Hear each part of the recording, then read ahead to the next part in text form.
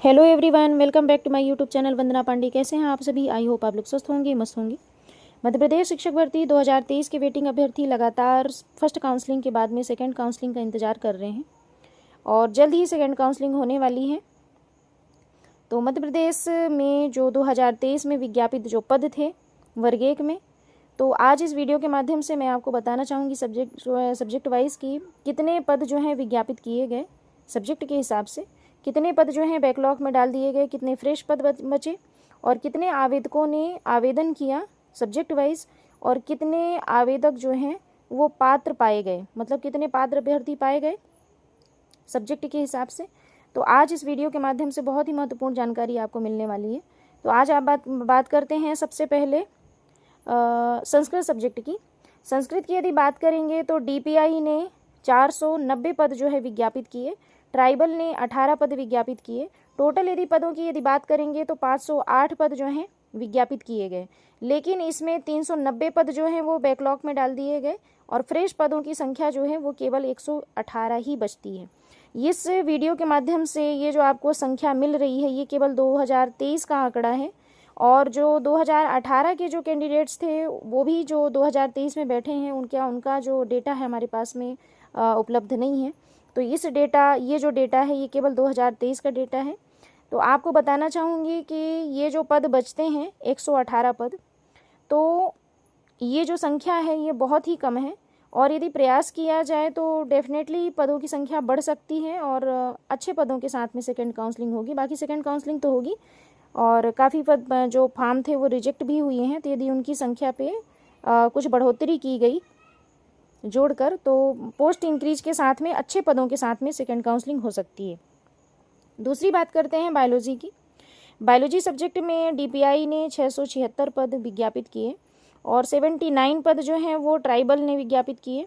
Total जो पदों की संख्या है वो 755 है, जहाँ पर यदि बात करेंगे तो 386 पद जो हैं बैकलॉग में डाल दिए गए और फ्रेश पदों की यदि बात करेंगे तो 369 पद जो हैं 369 पद जो हैं वो फ्रेश पद विज्ञापित किए गए। मतलब जो सीधी भर्ती के लिए जो पद मिले वो केवल 369 ही पद मिले बायोलॉजी के लिए।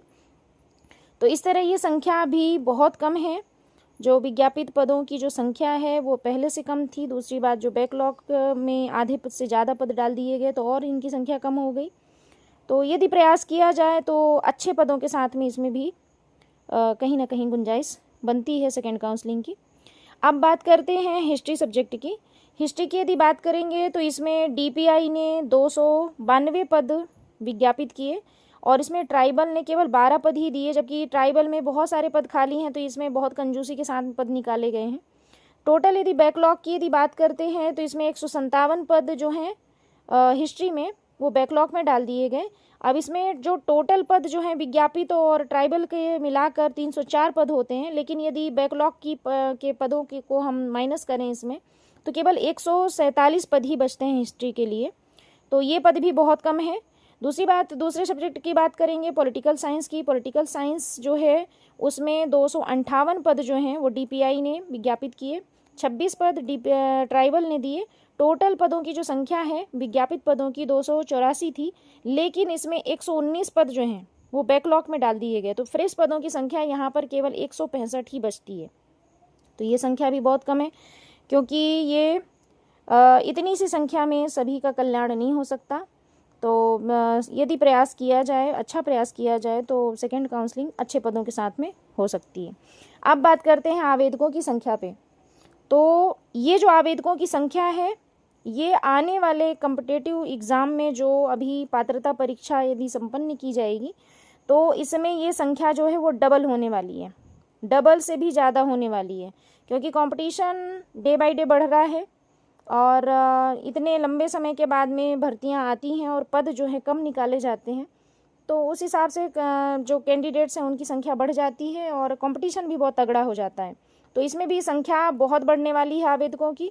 यदि बात करेंगे संस्कृत सब्जेक्ट की तो इसमें 2023 में जो आवेदक थे उनकी संख्या जो है 8,349 आवेदकों ने इसमें आवेदन किया था संस्कृत सब्जेक्ट के लिए, जिसमें पात्र अभ्यर्थी केवल 1,583 जो अभ्यर्थी हैं इतने ही पात्र पाए गए।